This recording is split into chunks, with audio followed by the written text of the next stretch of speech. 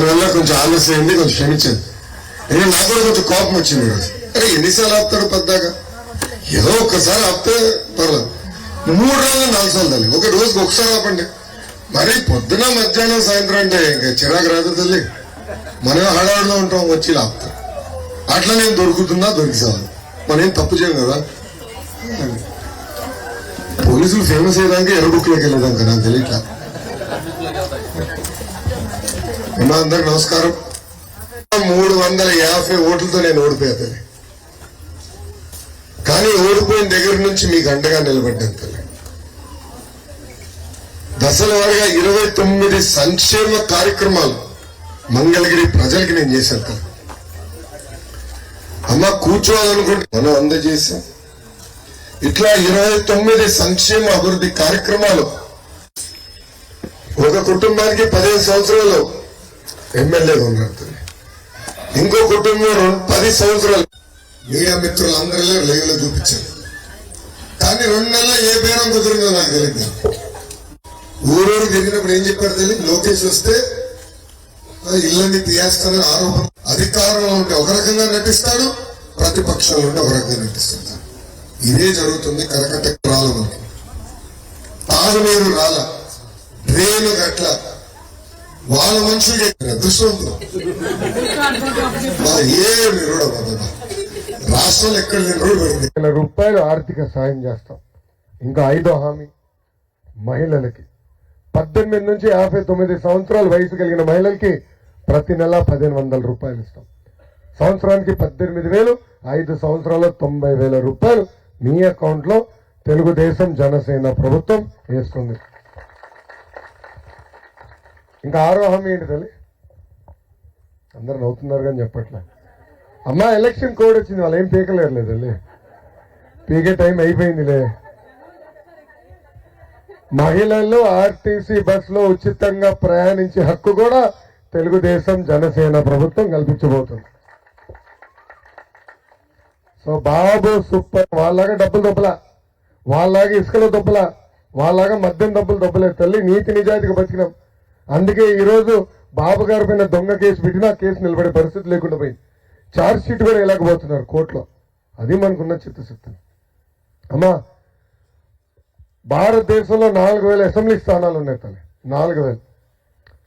నేను ఒకటే చెప్తున్నా, 5 సంవత్సరాల్లో వాళ్ళందరూ ఎక్కడ బాగా అభివృద్ధి సంక్షేమం జరిగిందని ఆలోచిస్తే వాళ్ళకు గుర్తొచ్చే మొదటి నియోజకవర్గం మంగళగిరి లాగా తీర్చిదిద్దే బాధ్యత నాది తల్లి.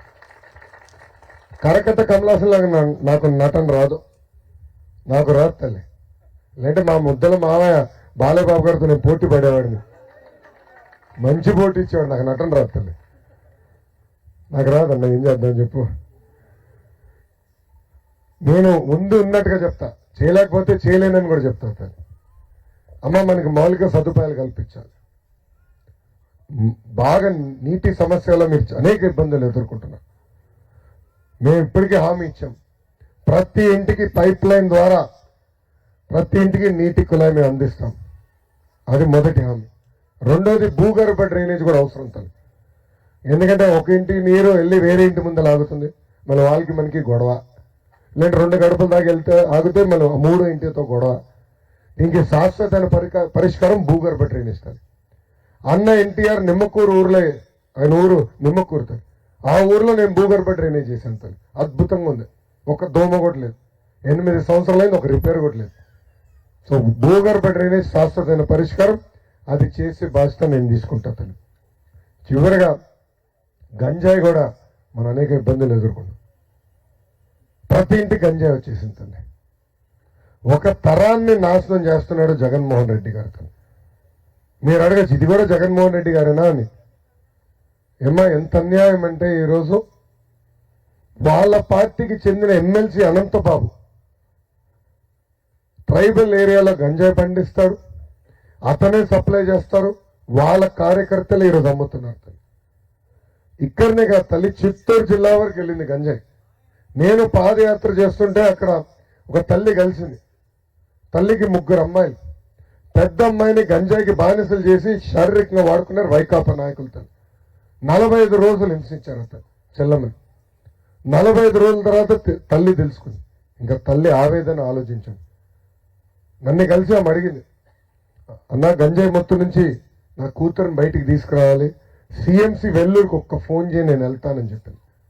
అప్పుడు ఇంకో మాట కూడా చెప్పింది, మీరు మాకు న్యాయం చేయకపోతే ఇంకా పెద్ద కూతురు నేను చంపేస్తాను. అదేంటమ్మా అంత మాట అన్నావంటే, మిగతా ఇద్దరు కూతుర్లన్నా బాగుంటారు కదా అని చెప్పింది.